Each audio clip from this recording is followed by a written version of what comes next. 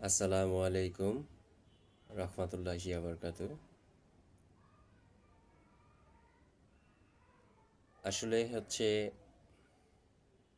কথাটা বা কথাগুলো কোথা থেকে শুরু করব সেটাই বুঝে উঠতে পারছি না। তারপরেও কথা বলার মধ্য দিয়ে জানি না ভুল ভ্রান্তি কি হয়, তবে সকল দর্শক ভাই ও বন্ধুদের কাছে অনুরোধ করব ক্ষমা দৃষ্টিতে দেখার জন্য। আসলে যে আমার কাছে মনে হয় যে দুঃখ নিয়ে যাদের জীবনটা শুরু হয়, সেই দুঃখ, লাঞ্ছনা, ব্যথা নিয়েই মনে হয় তাদের শেষ যাত্রাটাও মনে হয় শেষ হয়ে যায়। এটাই আমার কাছে মনে হচ্ছে। এখন এই কথাটা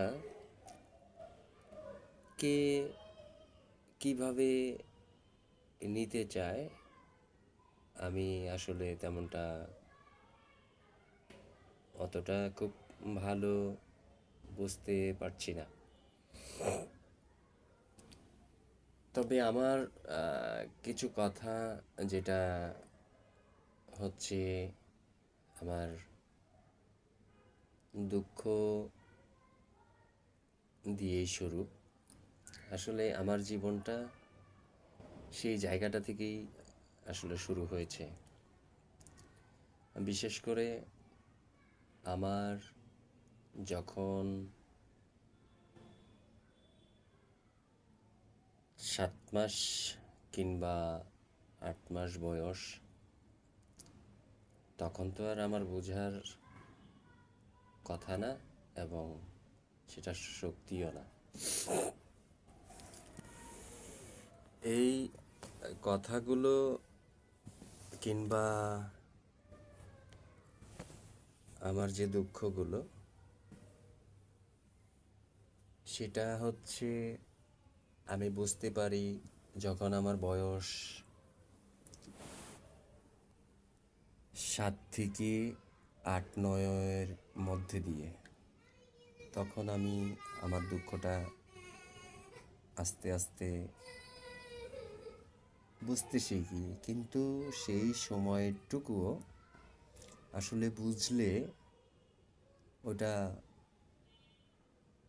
এই ব্রেনটের মধ্যে গেঁথে রাখা সম্ভব ছিল না যে আসলে আমার সামনের দিনগুলো কেমন হতে যাচ্ছে বা কী হবে, বা আমাকে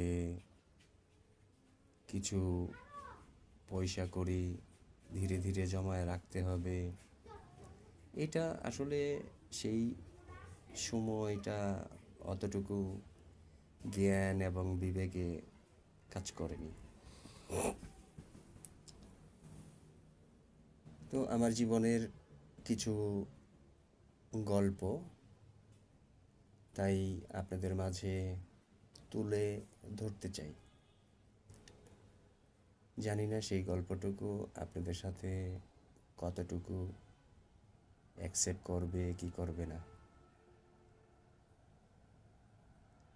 তো আমার মাকে বিয়ে করার আগে আমার বাবা, তিনি আগে একটা বিয়ে করেন। যিনি আমার আসলে বড় মা, আমরা জানি বড় মা বলেই ডাকি। তো তিনি দুনিয়াতে নেই এখন, হয়তো দুনিয়া ছেড়ে পাড়ি দিয়েছেন আল্লাহ তাআলার সেই দুনিয়ায়। তবুও সেই জায়গা থেকে তার প্রতি দোয়া এবং ভালোবাসার শ্রদ্ধা সবগুলোই আছে। আল্লাহ যেন তাকে বেহেশতে নসিব করেন। আমার সাথে কতটুকু করেছে বা কী করেছে আমি সেটা নিয়ে মন খারাপ নই এখন। তবে ওনাকে যেন আল্লাহ পাক রাব্বুল আলামিন বেহেশতে নসিব করেন, এবং দূরের কিংবা কাছের হয়ে থাকি না কেন, তিনি তো আমার বাবার স্ত্রী, সেই সুবাদে আমার বড় মা, আর তার ছেলে হিসেবেই তাকে জান্নাতবাসী কামনা করছি।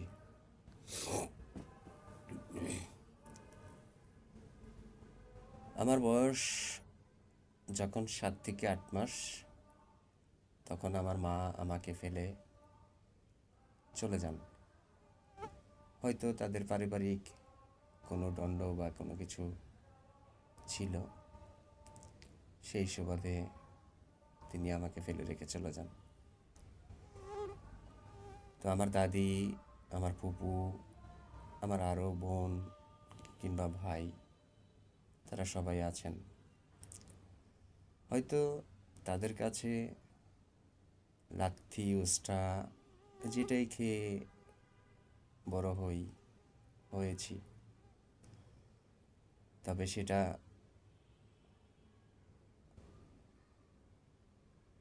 8-9 বছর পর্যন্ত তাদের কাছ থেকে এই ধরনের লাঞ্ছনা, উস্টা-গোতা সবই পেয়েছি।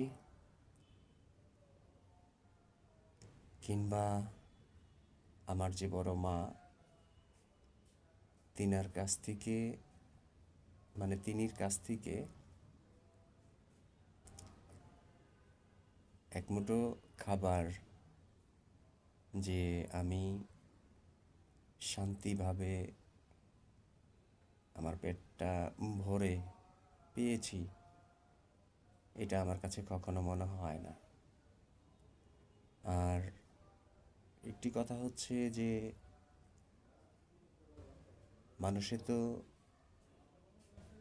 3 বেলা খাবার খায়, তো সেই সুবাদে আমার কপালে কোনো দিন একবেলা খাবার আমার ওই বড় মায়ের ঘরে কখনো জুটছে কি না তেমনটাও আমার মনে পড়ে না। তারপরেও তাদের কাছে থেকে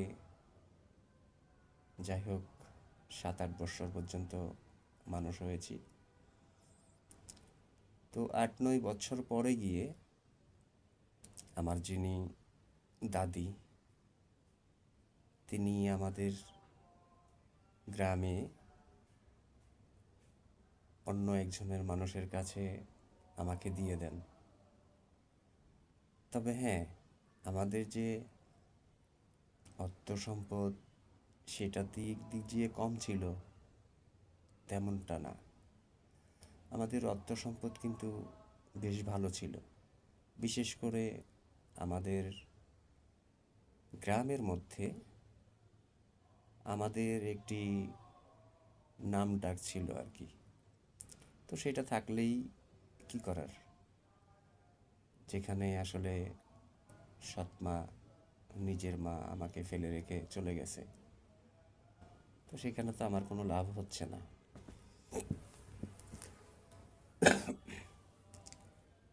তো আমি মানুষের বাড়িতে কাজকর্ম করে খেয়ে একটু একটু করে বড় হতে শুরু করি।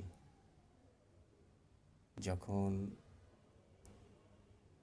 সেখান থেকেও মনে হয় কোনো একটি সময় যদি আমি বাড়িতে গেছি, আমি বাড়িতে কেন গেলাম, কী জন্য আসছি, এটা নিয়েও অনেক রকমের কথা আমাকে বলা হয়েছে বা আমার গায়ে হাত দিয়েছে আমার মেজ বোন, তারপরে হচ্ছে আমার যে বড় সেই বোন, আমাকে অনেক ধরনের টর্চারিং করছে তারা। তো আমাদের গাছের ফল কিংবা ভাত আমাকে রেখে আমার সামনে আমার বড় মা তাদেরকে খাবার দিছে, অথচ আমাকে দেখেও সে না দেখার ভান করেছেন। আমার যে মেজ বোনের যে ছোট বোন, অর্থাৎ আমার বড়, তাকে স্কুলে দিয়েছেন, পড়াশোনা করাইছেন, আমাকে কখনো স্কুলে দেন নাই কিংবা পড়াশোনা করানোর চেষ্টাও করেন নাই তারা।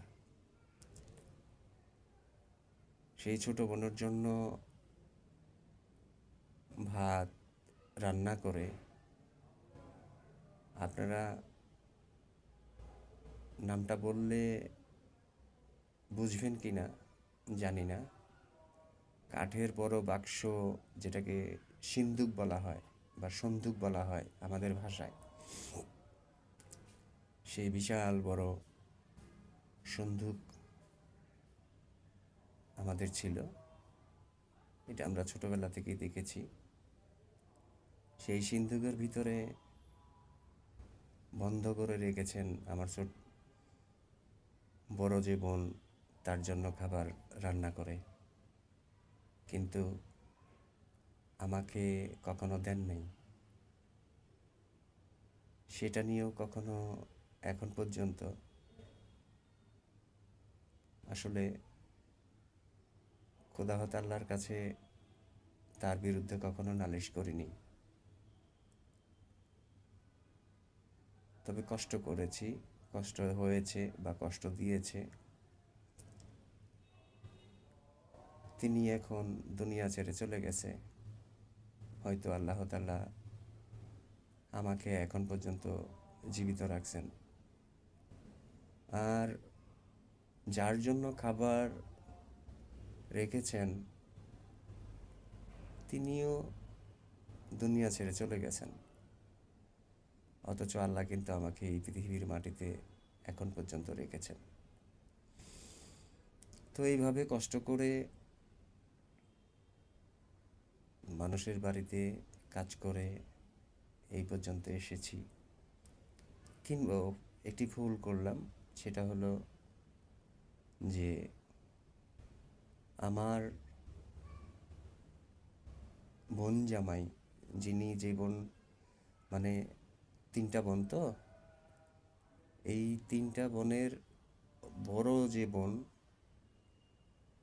তিনি ভালোই দেখতেন, তবে তিনি তো থাকতেন শ্বশুরবাড়িতে। তিনি যখন আসছেন আমাদের বাড়িতে, তখন কিছুটা হলেও আমার খোঁজটা নেওয়ার চিন্তা ভাবনা করেছেন, তবে ওনার সাধ্যমতো যতটুকু পেরেছেন ততটুকু করছেন। এই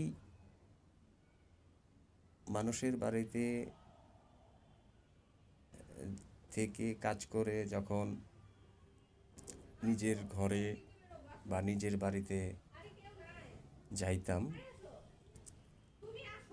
তখনও সেই সময় অনেক ধরনের টর্চার তো আমার সাথে করতোই।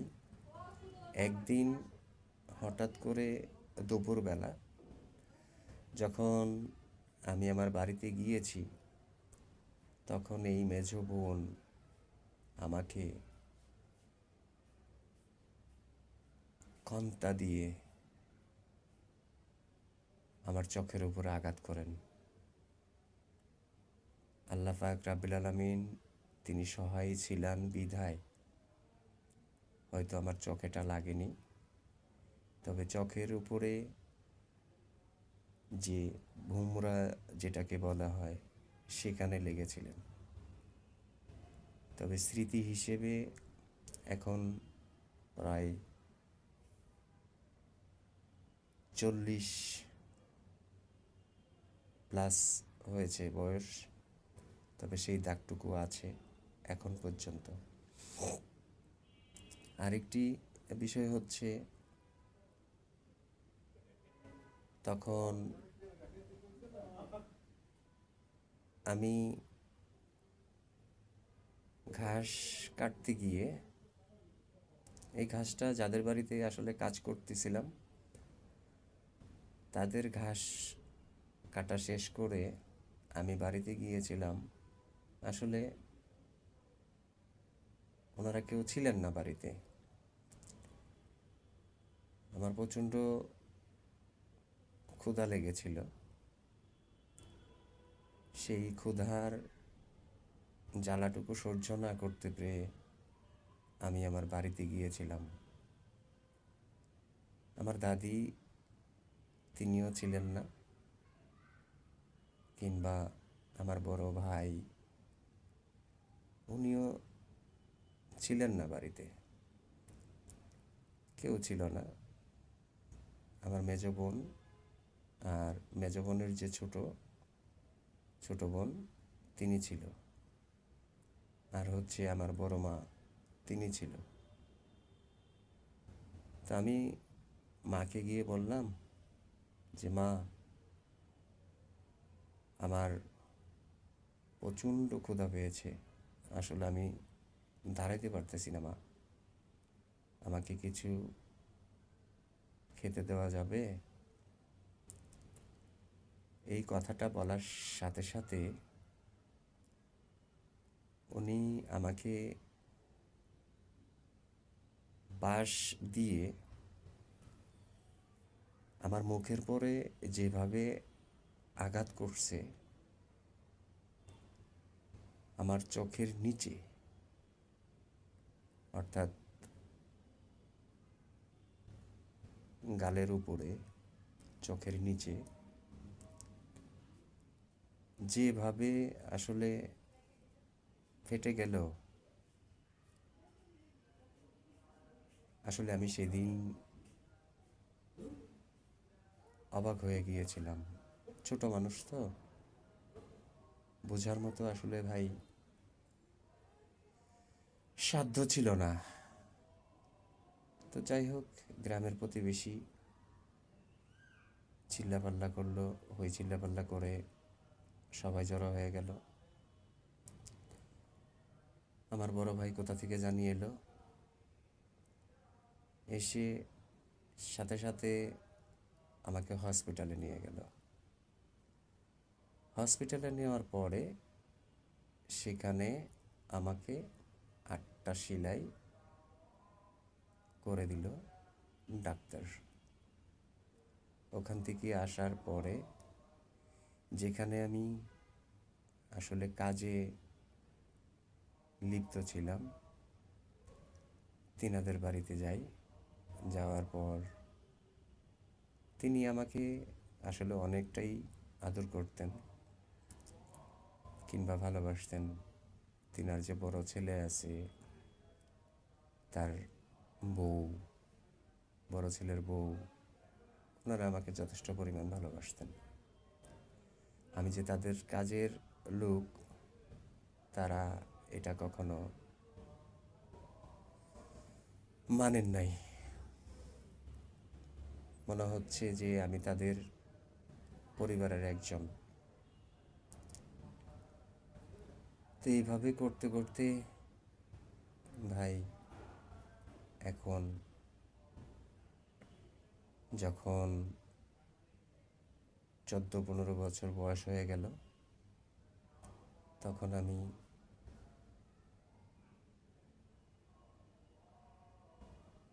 শহরমুখী হওয়ার চিন্তা ভাবনা করি। তখন সবাই আমাকে বলে যে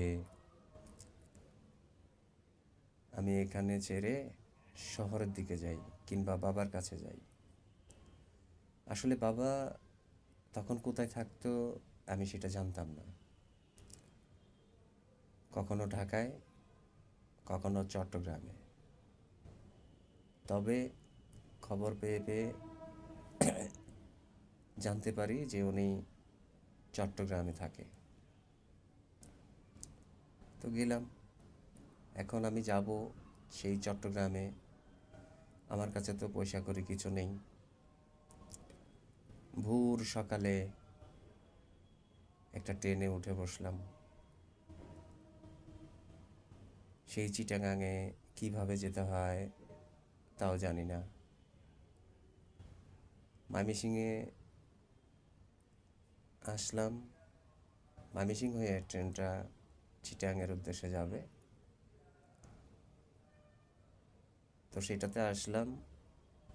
এসে ট্রেনের উঠে বসলাম সেই চিটাগাং যাওয়ার উদ্দেশ্যে। এখন টিকিট চেক ইন টিটি সাহেব উনি আসলেন টিকিট চাইতে। আমার কাছে টিকিট নেই। আমার কাছে টিকিট নেই, কোনো টাকা পয়সা নেই। তাহলে আমি তাকে টিকিট কোথা থেকে দিব? উনি আমাকে গাড়ি থেকে নামিয়ে দিলেন। আমি নেমে গেলাম। নেমে সামনের দিকে হাঁটতে শুরু করতেই এই ভাইকে জিজ্ঞেস করলাম, ভাই আমি তো আসলে চিটাঙে যাব, আমার কাছে কোনো পয়সা কড়ি নেই। তো ওই ভাই বলল যে এই ট্রেনটাই চিটাঙে যাবে। আমি বললাম এই ট্রেনে যাবে? এই ট্রেন থেকে আমাকে টিটি নামিয়ে দিয়েছে, আমার কাছে টিকিট নেই। তখন উনি আমাকে বলল যে তুমি ছাদে উঠে যাও।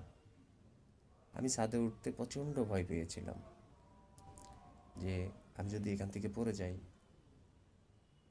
তাহলে তো আমার মা, বাবা কিংবা ভাই কেউ জানবে না।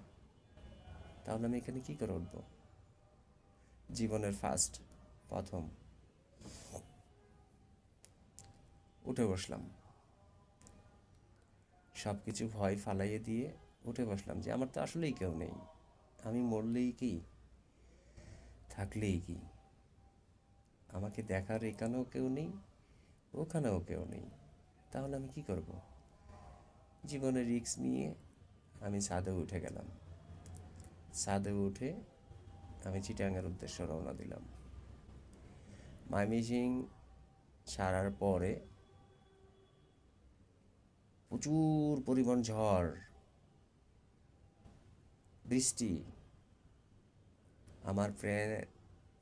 আমার কাছে শুধু একটা গামছা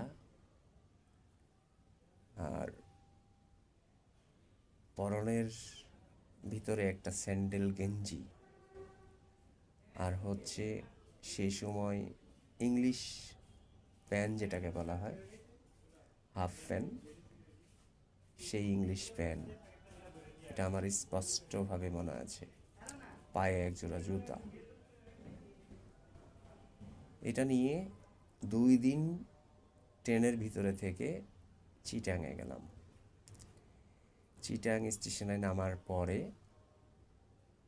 তখন সবাইকে জিজ্ঞেস করলাম যে ভাই এটা কোন স্টেশন? তখন ওনারা বলল যে এটা চট্টগ্রাম পাহাড়তলী স্টেশন। আমি মনে মনে ভাবলাম যে পাহাড়তলী স্টেশন, এটা মনে হয় ঠিক জায়গায় এসেছি। গেলাম, সেই স্টেশনে নামলাম। নামার পরে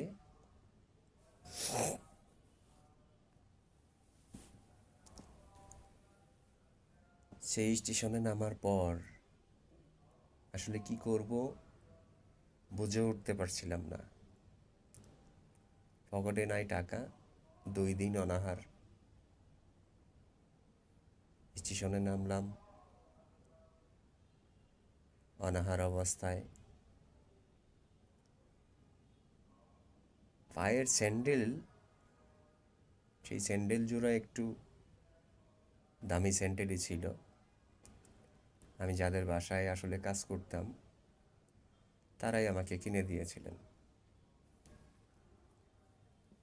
আমি সেই স্যান্ডেল জোড়া তখন মনে হয় আমার কাছে 4 টাকা না 5 টাকা মনে হয় বিক্রি করি, সেই চট্টগ্রাম পাহাড়তলী স্টেশনে। বিক্রি করার পরে আমি 1 টাকা কিংবা 2 টাকা দিয়ে আমি সেই স্টেশনে কিছু খাবার কিনে খাই।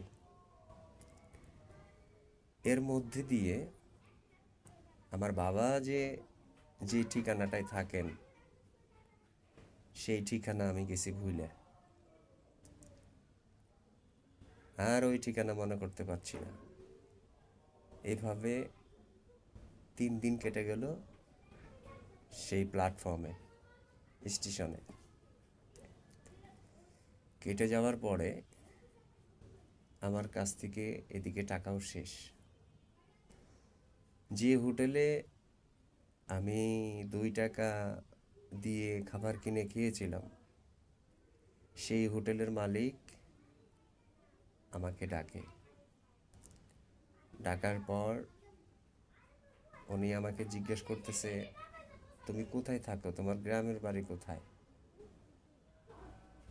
তখন আমি তাকে জিনিসগুলো সমস্ত কিছু খুলে বললাম। খুলে বলার পর তখন উনি আমাকে ওনার হোটেলের কাজের জন্য আমাকে রেখে দিলেন। আমি এইভাবে প্রায় 20 দিন কিংবা 1 মাসের কাছাকাছি কাজ করি। এই 20 দিনের মধ্যে বা এই 1 মাসের কাছাকাছির মধ্যে আমার বাবার ঠিকানা আর মনে করতে পারছিলাম না। একদিন হঠাৎ করে আমার সেই ঠিকানা মনে পড়ার পরে সাথে সাথে আমি আমার মালিককে বলে দিই যে এই ঠিকানায় বাইজত বুস্তান, সেখানে গেলে আমি আমার বাবাকে পেয়ে যাব। তো উনি সারাদিনের কাজের শেষে আমাকে নিয়ে সেই বাইজত বুস্তানে যান। যাবার পরে আমি সেখানে বসে থাকি। আমার বাবা আবার নামাজ পড়ে সেই বাইজত বুস্তান মসজিদে কাছে আমি বসে থাকি। এইভাবে বসে থাকতে থেকে একদিন পার হয়ে গেছে। উনি আমাকে নিয়ে আসবে, আমি সেখান থেকে যাব না। তো উনি আমাকে রেখে আমার জিদের মধ্যে উনি আমাকে রেখে দিয়ে চলে গেল। যাওয়ার সময় আমাকে বলে গেল যে সোজা স্টেশনে যেতে, যদি না পাই। আমি বলছি আচ্ছা ঠিক আছে। তো আমি 2 দিন 3 দিনের মাথায় দেখি আমার বাবা আসতেছেন। তখন আমি দৌড়ে গিয়ে বাবাকে জড়ায় ধরছি। ধরার পরে বাবা কান্দে দিছে, সাথে আমি কান্দে দিছি। বাবার সাথে যারা ছিল ফ্রেন্ড সার্কেল, তারা সবাই অবাক চোখে তাকিয়ে আছে। তো এইভাবে বাবার সাথে দেখা হলো। দেখা হওয়ার পরে সমস্ত ঘটনা তাকে খুলে বললাম। তবে ওনার কাছে, মানে আমার বড় মার কাছে, এই যে 7-8 বছর পর্যন্ত বয়স হয়েছিল, তবে 8 দিন 8 দিন ওনার কাছে আমার এই পেটটা ভরে কখনো খাবার পেয়েছি কি না সেটা আমার এখন পর্যন্ত সন্দেহ হয়। তারপরেও তার নামে কখনো আল্লাহ তাআলার কাছে ফরিয়াদ কিংবা অভিযোগ করিনি। তো বাবার সাথে দেখা হওয়ার পরে বাবার ওখানে থেকে যাই প্রায় আপনাদের 5-6 মাস পর্যন্ত। তখন বাবা আসেন বাড়িতে আমাকে নিয়ে আসার পরে আমার মাকে, আমার দাদিকে, আমার বড় ভাই, তাদেরকে সবাইকেই ডেকে অনেক কিছুই বলছেন, কিন্তু বললে লাভ হবো কি ভাই? যার আসলে ধরার মতো কেউ নেই, তার পাখা যেদিকে উড়াল দিবে সেদিকেই তার ঠিকানা। তো যাই হোক, সেখান থেকে আসার পরে আপনার আস্তে আস্তে